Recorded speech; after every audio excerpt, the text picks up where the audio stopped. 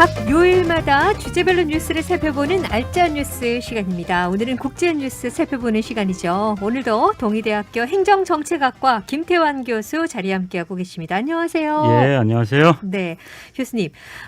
일본 도쿄올림픽이 결국 그 대부분 경기를 무관중으로 예정된 7월 23일에 개최를 한다. 이렇게 가닥에 잡혔잖아요. 네, 올림픽 관련해서 참 여러 가지 얘기들이 많은데 이번 시간에 좀 집중적으로 하나하나 살펴봤으면 좋겠습니다.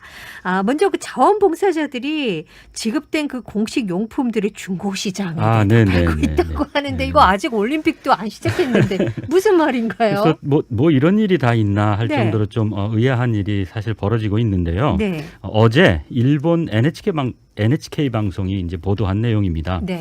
23일이 개막식인데 한 일주일여 남아 있는데도 현재 각종 온라인 중고 거래 사이트에 올림픽 자원봉사자들에게 지급된 유니폼이나 신발이나 뭐 이런 용품들이 거래되고 있다는 겁니다. 네네네. 그래서 자원봉사를 하기로 했는데 뭐 그만두기로 했다. 그래서 중고로 팔려고 한다. 뭐 이런 이야기인데요. 네. 그 올림픽 기간 중에 사실은 그 자원봉사자들에게 유니폼이나 공식 물품이 지급되는데 이게 그렇죠. 허가받지 않은 제3자들에게 전달되면 이게 테러나 범죄에 악용될 가능성이 있거든요. 그렇겠네요. 그래서 사실은 이게 금지돼 있고 또 일본 올림픽 조직위원회에서도 지급받은 공식 물품을 재판매하는 거는 부정하는 거니까 이거 중단해라 하는 그런 이야기가 계속 나와 있고 요청을 했답니다. 그래서 올림픽이 임박하면서 그 일본의 많은 자원봉사자들이 사실은 자원봉사를 취소하는 사례가 지금 많이 늘었었거든요. 이전에 한번 말씀드렸던 기억이 있는데 올림픽을 한 달 반 정도 남겨둔 시점에 전국적으로 한 8만여 명의 자원봉사자들 중에서 한 1만 명 이상의 자원봉사자들이 취소했다는 그런 보도도 있었거든요. 그 이후에도 계속 취소자들이 늘어나는데 그렇죠.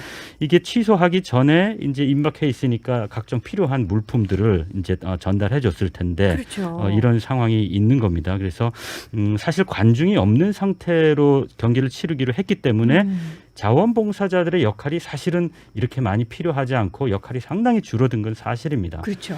그렇다고 해서 이렇게 지급받은 물품을 이렇게 다시 파는 거는 불법인 거고 이런 것 사실은 이전에 일본 사람들 하면 상당히 질서 있고 준법 의식이 투철한 시민 의식이 투철한 그런 분들로 이제 그 선입관들이 있는데 최근에 이런 모습을 보면 참 조금 안타깝고 좀 의아한 생각이 사실은 드는 거는 사실입니다. 살짝 제 생각인데 이제 왜 올림픽 하는 거 반대하고 그랬잖아요. 지금도 많이 그러고 있습니다. 그런데도 이렇게 무리하게 하니까 거기에 대한 약간 이렇게 거 봐라 이런 불만의 표현이 아닐까 하는 생각이 살짝 정부에 대한 불만의 표현일 수도 있다. 뭐 그렇게 해석할 수도 있을 것 같습니다.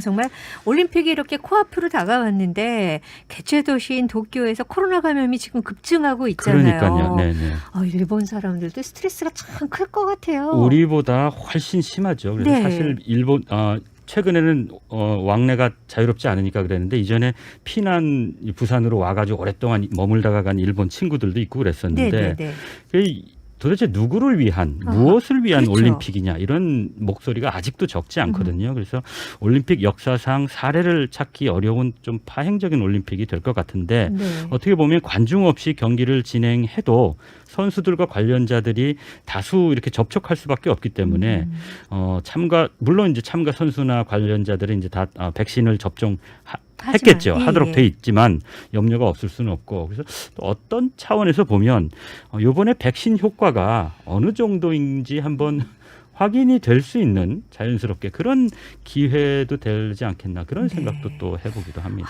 그런데 이런 와중에 또 일본이 국방백서에 독도를 자국 영토다 이렇게 명시했다고 하는데 이 소식도 좀 전해주세요. 엊그제입니다. 13일에 일본의 기시노부 방위상이 일본 광료회의에서 방위백서를 이제 보고를 했는데 일본이 북방 영토라고 자기들이 부르는 러시아의 쿠릴 열도의 남쪽 4개 섬 그리고 또 독도를 미해결 영토로 명시를 한 겁니다. 이건 물론 계속 십수년 동안 이어져 오는 건데 올해는 특히나 한국의 군비 증강과 국방 예산이라는 별도의 코너를 만들어서 한국의 국방 예산이 22년간 지속적으로 증가했다는 점, 그리고 또 독도 해역에서 군사 훈련을 하고 있다는 그런 것들을 지적을 하고 있습니다. 그래서 제 생각에는 일본이 어떤 방위비를 좀 더 늘리기 위한 명분으로 활용하기 위해서 이렇게 하는 것 같은데 사실 이런 행태는 뭐 많은 국가들이 활용을 하고 있거든요. 국방비를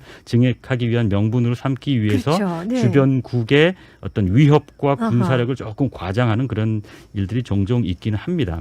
근데 왜 하필 지금 이 시점이냐. 그렇죠. 올림픽 임박해서 또 최근에는 한일 정상회담 관련해서 우리 또 대표단도 또 가 있고 그렇죠. 이런 상황인데 그래서 더 주목을 받고 있는 것 같은데 더구나 독도 문제는 올림픽 홈피에 이렇게 표시된 그 문제도 아직도 해결되지 않은 상황인데 또 엎친 데 겹친적으로 이렇게 해서 참 좀 답답한 그런 현실인데 뭐 당연히 우리 입장에서는 외교부가 13일 날 당일이죠. 일본 대사관의 소마 히로이사 총괄공사를 외교부로 불러서 조치했습니다. 우리 올 봄에 부임한 아이보시 고이치라는 대사가 있는데 일이 있을 때마다 지금 소마 총괄공사가 늘 이렇게 불려서 좀 속되게 얘기하면 욕바지처럼 이렇게 자꾸 비판을 받는 그런 자리에 사진이 찍히는데 그래서 일본 대사보다는 뭐 최근에 자꾸 언론에 나와서 이 소마 공사를 얼굴을 기억하시는 그렇죠. 기억하시는 분들이 더 많으시죠. 청취자분들도 계실 것 같아요. 그래서 좀 답답한 상황입니다. 그렇군요. 근데 그 국방 백서에 표지에 그 말탄 일본 사무라이가 딱 그려져 있으니까 그러니까 더 속상한 거. 그러니까 굳이 그거를 이게 처음인데 여태까지는 그림을 넣은 적이 없었거든요. 굳이 이런 상황에서 표지 그림까지 이렇게 할 필요가 있겠는가 하는 게 이제 제 개인적인 생각인데 좀 답답합니다. 그래서 어떻게 보면 공부하는 사람으로서 보면 아무래도 일본도 자민당이 상당히 장기 집권을 하고 있으니까 오랫동안 장기 집권하고 있고 또 국민들도 마땅한 최근에 비판도 많이 하지만 대안이 없기 때문에 자민당에게 계속 표를 주고 있거든요. 그래서 어떤 민주주의 국가들이 지고 가야 할 어떤 한 짐이 아니겠는가 그런 생각도 한번 해봅니다. 네, 그러면 한 가지만 더 일본 얘기를 좀 해보도록 하겠습니다. 이런 가운데도 유네스코가 일본 군함도 관련을 해서 역사 왜곡을 지적했다라는 그 보도가 있는데 이건 어떤 얘기인가요? 그 큐슈의 가장 남쪽이죠. 큐슈의 나가사키 현의 하시마 섬이 군함 모양을 닮았다고 해서 군함도라고 이제 부르는데요. 이게 이제 2015년에 일본의 근대 산업화의 요람이라고 해서 세계문화유산에 등재 신청을 했습니다. 일본이. 그때 이곳에서 강제 노동에 시달린 징용 한국인의 역사를 같이 명시한다는 조건으로 세계문화유산이 되었던 겁니다. 유네스코에서. 그런데 그 이후에 일본이 이 군함도를 홍보할 때 한국의 강제 노동에 대한 사실을 계속 여러 해 동안 외면해 왔었습니다. 이번에 이제 유네스코에서 공동조사단을 이제 꾸려가지고 지난달 7월 7일부터 6월 7일부터 9일까지 강제 노동에 대한 사실을 이제 공시하기로 했는데 잘 되고 있는가 봤는데 실사 보고서를 만들면서 이 군함도 홍보 자료에 한국인의 강제 노동에 대한 내용이 제대로 알려지지 않았다. 이거는 명백히 잘못된 거다 하고 수정하라고 이제 권고를 한 거죠. 유네스코에서. 그러니까 어떻게 보면 인류 평화의 재전을 준비하고 있는 일본 입장에서는 올림픽을 앞둔 입장에서는 상당히 좀 얼굴 뜨거운 그런 상황이 국제사회에서 돼버린 격이 됐죠. 근데 몇 년 전에 여기 관련된 그 영화도 있었잖아요. 군함도라고 있었죠. 우리 저도 봤었는데 영화도 안 보나 봐요. 송중기 씨. 또 중국의 왕이 그 외교부 장관이 그 아프가니스탄에 방문했다는 보도가 있는데 짤막하게 좀 마지막 소식 전해주시죠. 이게 이제 왕이 외교부 장관이 중앙아시아의 뭐 투르크메니스탄, 타지키스탄, 우즈베키스탄 이렇게 스탄 국가들을 이제 방문을 12일부터 16일까지 이제 하고 있는데 이게 다 아프가니스탄 주변의 국가들이거든요. 그래서 이 국가들과의 협력을 강화하고 아프가니스탄 정부에게도 그 테러에 지원하지 말라 하는 그런 부분, 또 탈레반하고도 또 접촉을 해서 테러 문제에 대한 어떤 지원하지 않을 것, 그러면 우리가 또 많이 지원해주겠다. 이렇게 중국이 공을 들이고 있고, 그런데 동시에 러시아도 14일에 아프간 정부에게 탈레반과 협상을 좀 빨리 해서 전국이 안정되게 하고 뭐 하는 그런 영향력을 행사하는 듯한 모습을 중국과 러시아가 같이 보이고 있거든요. 네. 그래서 이게 왜 그런가 하면 미국이 여태까지는 아프가니스탄에 주둔하면서 네. 아프가니스탄의 경찰 역할을 한 거죠. 네, 그건 네. 자연스럽게 중앙아시아의 안정을 유지할 수 있었던 힘이 되었던 겁니다. 그런데 네, 네. 미국이 아프가니스탄에서 빠지니까 아하. 그 불안정한 상황이 발생합니다. 그럼 네. 불안정한 상황이 발생했을 때 불이익을 당하는 것이 아프가니스탄 정부뿐만이 아니라 네. 미국과 러시아라는 것이지요. 그래서 중국과 러시아라는 러시아. 예, 것이죠. 예. 그래서 중국의 신장 위구르 자치주의에 대한 음성적인 지원을 중국이 상당히 싫어하는데 그런 상황이 벌어질까봐 이제 그렇게 하는 것이고 러시아는 또 이 지역이